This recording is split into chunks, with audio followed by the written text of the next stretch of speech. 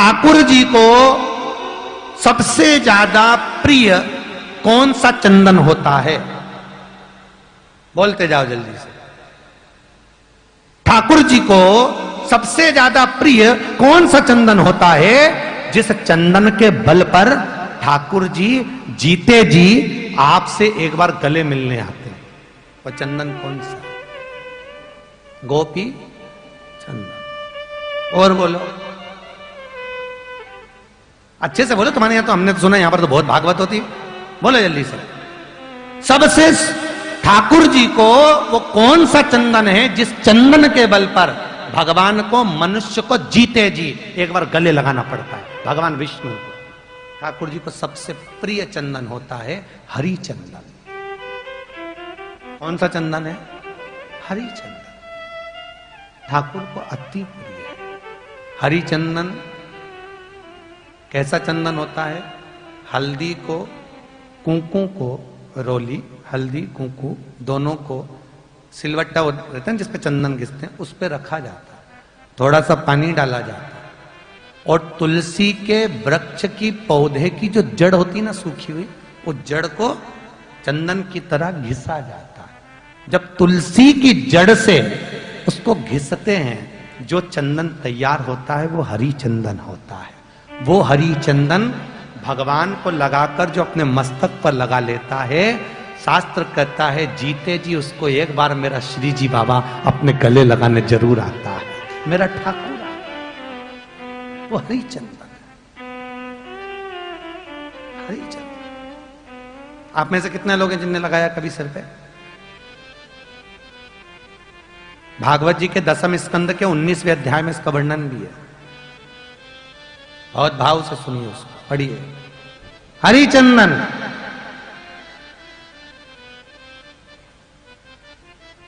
एक तुलसी का पत्ता भोग में मत रखो, भोजन में मत डालो, भगवान स्वीकार करेगा क्या? अरे बोलो जम के, नहीं, क्योंकि इसमें तुलसी नहीं है। और यदि आपके गले में रुद्राक्ष या तुलसी नहीं है तो भगवान तुम्हें स्वीकार करेगा क्या? अरे बोलते जाओ, नहीं। तुम कितनी भी सोने की कंठी पहनो, चेन पहन लो, रुद्राक्ष अगर है तो शंकर जान जाते हैं ये मेरा है, वो ले जाते हैं।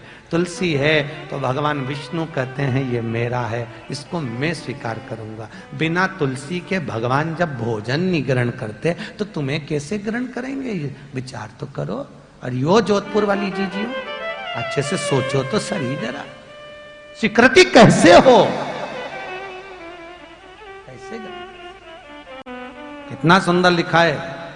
कार्तिक के महीने में 10वीं तिथि को जो तुलसी की डंडी को घी में भिगोकर अपनी कामना कर कर भगवान के सामने दिए में रखकर जला देता है, दिए की तरह उससे आरती उतार देता है, कहते हैं उसका जन्म दूसरी बार पृथ्वी पर नहीं होता, वो भगवान के गोलोक धाम में जिंदगी भर के लिए विराजमान हो जाता है। जिंदगी भर के दीप की।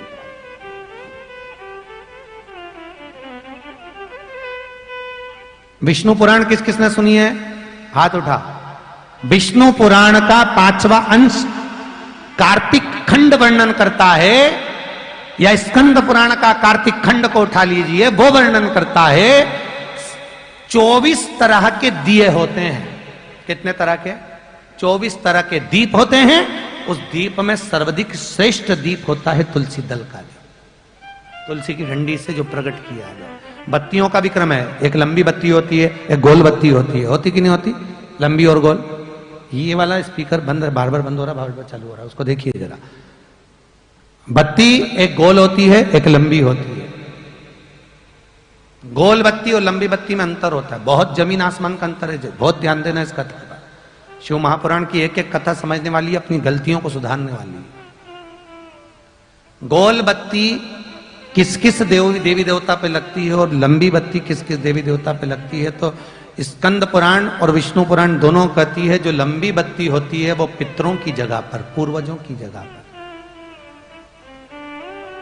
पूर्वजों की जगह पर, बड़ के पेड़ के नीचे, पीपल के पेड़ के नीचे लंबी बत्ती का प्रमाण है। किसी देवी के स्थान पर, जो देवी की पूजन करते हैं, जगदम्बा की पूजन करते हो, पार्वती की करते हो, लक्ष्मी की करते हो, कुल देवी का स्मरण करते हो, लंबी बत्ती का प्रमाण। और जो गोल बत्ती होती है, वो गोल बत्ती का प्रमाण किसी हनुमान मंदिर, राम मंदिर, शिव मंदिर, जितने देवताओं के मंदिर हैं वहां पर गोल बत्ती का प्रमाण। लंबी बत्ती देवी के स्थान पर इसलिए जलाई जाती है क्योंकि देवी वंश की और लक्ष्मी की वृद्धि करती है। तो लक्ष्मी और वंश बड़ा होना चाहिए, लंबा होना चाहिए। और देवता के सामने गोल बत्ती इसलिए लगाई जाती है कि हमारा मन, ये चित्त, ये वृत्ति आपके चरणों में टिकी रहे और एक दिन हम भी वैकुंठ का वास करें, इसलिए गोल बत्ती लगाई जाती है। एक सहस्त्र बत्ती होती है, करें दर्शन कभी? यहां पे माताएं बैठ बैठ के बनाती रहती है 100 बत्ती, 108 बत्ती, 108 बत्ती बनाकर भगवान के सामने। उसका क्या प्रमाण है? कौन से पुराण में लिखा है कि 108 और सहस्त्रावली बत्ती लगाई जाए? तो स्कंद पुराण में कार्तिक खंड के अंदर स्पष्ट किया गया, सहस्त्रावली बत्ती 108 लंबी बत्तियों का जो प्रमाण है, वो कहते हैं कि जिस व्यक्ति ने किसी तीर्थ को ना करा हो, पूरे तीर्थ नहीं गए हो, सारे तीर्थों का स्नान नहीं करा हो, किसी तीर्थ में दर्शन करने से वंचित रह गए हो, तो 108 बत्ती की एक बत्ती बनाकर किसी नारायण के मंदिर में, शिव मंदिर में, देवी के मंदिर नहीं, केवल देवता के मंदिर में अगर उसको घी में भिगोकर प्रज्वलित कर दिया जाता है तो सारे तीर्थों के दर्शन का फल उस जीव को प्राप्त हो जाता है। उसको सहस्त्रावली बत्ती,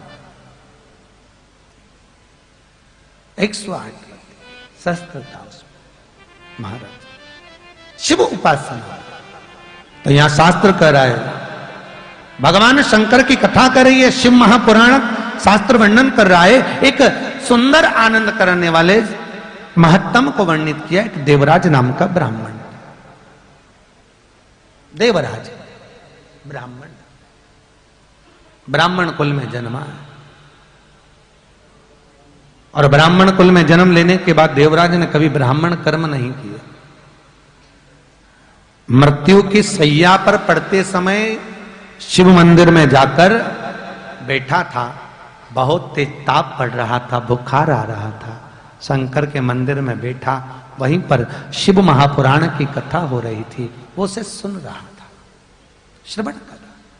सुनते सुनते बाहर निकला, घर की ओर जाने लगा, प्राण छूट गए, शंकर के धाम को चला गए। शंकर के धाम, बहुत सुंदर चरित्र है महाराज। देवराज के जब प्राण छूटे, शिव धाम को जब देवराज जा रहा है, देवराज जब शिव के धाम को जा रहा है महाराज, तो उसको स्वयं शिव भगवान शंकर उसको लेने के लिए आए।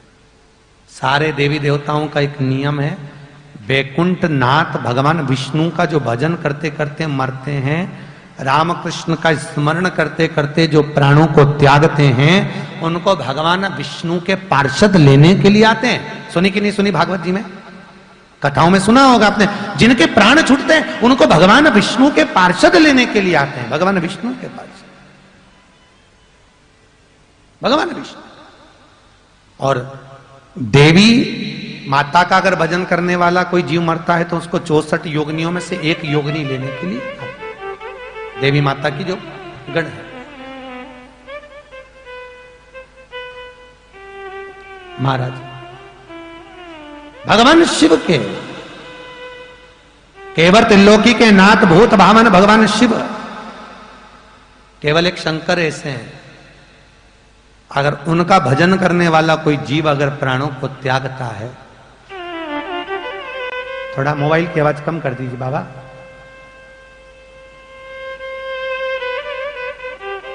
हर हर महा,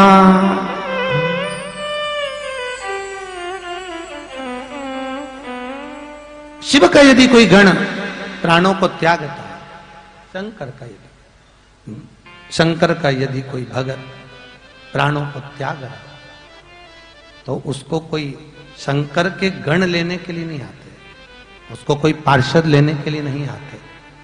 शंकर का भगत यदि प्राणों को त्यागता है तो भगवान शिव स्वयं उस जीव को लेने के लिए आते। किसी ने शंकर भगवान से पूछा, आपका कोई भगत मरता है तो आपका गण क्यों नहीं जाता लेने के लिए? शंकर भगवान बोलते हैं, मेरे गण ऐसे हैं, किसी का मुंह लंबा है, किसी का मुंह चौड़ा है, किसी का मुंह ही नहीं है। जब कोई मर रहा होता है और अगर मैंने गण को भेज दिया तो आधा तो वैसे ही मर जाता है उनको देख के। तो शंकर भगवान बोले, मैं अपने गणों को नहीं भेजता। फिर शंकर भगवान बोले, मैं खुद जाता हूं, मैं स्वयं। नानी भाई का मायरा सुना आप लोगों ने?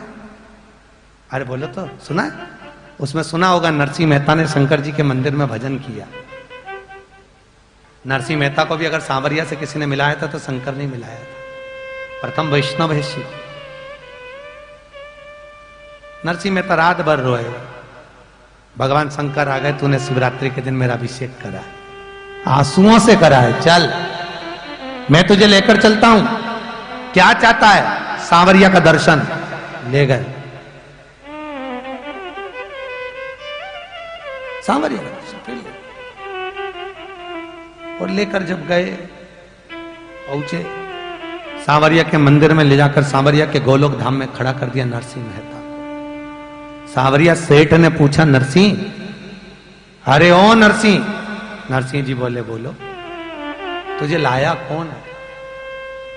कौन लेकर आया? तुझे लेकर आया कौन यहां पर? नरसिंह जी। उसी समय पर नेत्र बिंदु में जल भरकर कहते हैं, मुझे लाने वाला ये देव अधिदेव महा जो लेकर आए हैं, देव अधिदेव महादेव हैं जो मुझे लेकर आए यहां पर। केवल शिव, केवल शंकर हो गए।